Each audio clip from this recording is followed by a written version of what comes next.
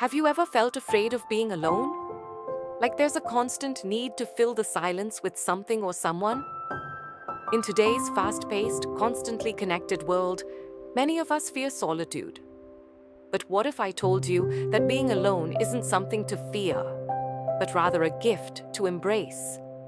In The Art of Being Alone, author Renuka Gavrani explores on the first chapter the profound difference between loneliness and solitude.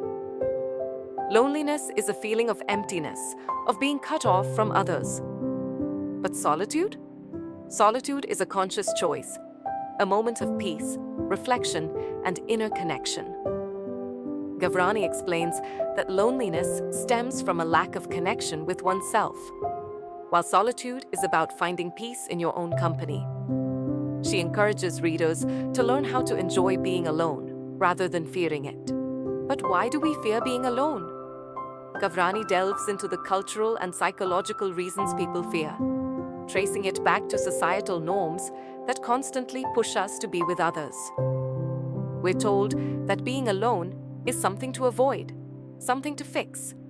She discusses societal pressures to constantly socialize and the negative connotations attached to solitude. The chapter also examines how the fear of being alone can drive people to seek unhealthy relationships or distractions, rather than addressing their inner needs and the belief that we're not enough on our own. In Chapter 3, Gavrani teaches us how to embrace solitude, turning it into something beautiful and enriching.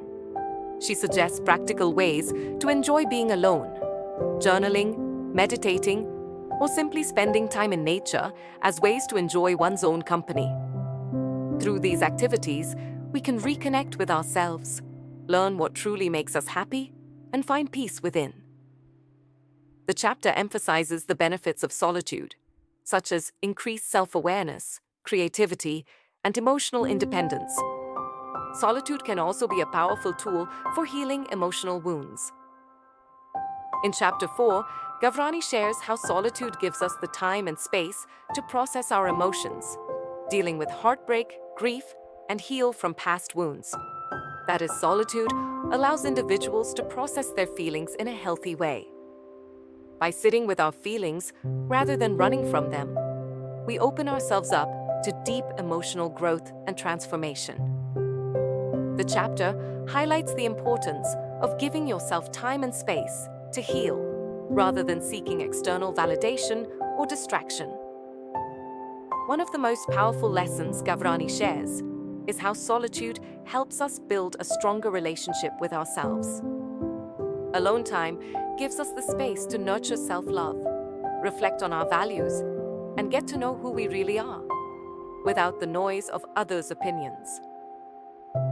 Gavrani suggests that cultivating a strong relationship with oneself is key to happiness and fulfillment. The chapter includes exercises for self-reflection, such as identifying personal values, goals, and aspirations. In Chapter 6, Gavrani discusses how solitude can spark our creativity.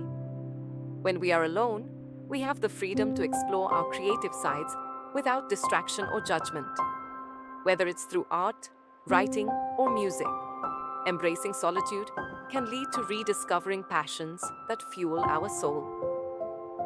Gavrani believes that solitude is a breeding ground for creativity.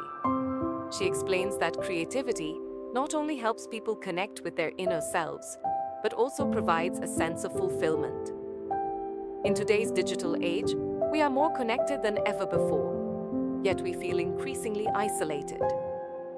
Gavrani highlights how social media often gives us a false sense of connection. We may be surrounded by images and updates from others, but deep down, we still feel alone. She advises readers to be mindful of their technology use and to balance online interactions with offline, meaningful moments of solitude. But solitude doesn't mean cutting off all relationships. In fact, Gavrani reminds us that true balance comes from nurturing both our relationships with others and our relationship with ourselves. We can enjoy the company of friends while still prioritizing time to recharge and reflect in solitude, which is important. She acknowledges that humans are social beings who need connection. The chapter offers advice on how to maintain healthy relationships while still prioritizing self-care and personal time. Solitude also offers a doorway into deeper spiritual awareness. Gavrani explores how solitude can be a time of mindfulness, a way to connect with our inner selves and the world around us. In these moments of stillness, we can find clarity, purpose, and even spiritual awakening, and the importance of being alone for personal growth and enlightenment. She connects solitude with mindfulness practices and inner peace. In the final chapter, Gavrani offers practical advice for those who live alone or wish to embrace solo living. She shares tips on creating a warm, inviting home that reflects your personality and encourages you to love your own company. The chapter includes tips on how to create a comfortable and peaceful living space, manage loneliness, and cultivate a positive outlook on living solo.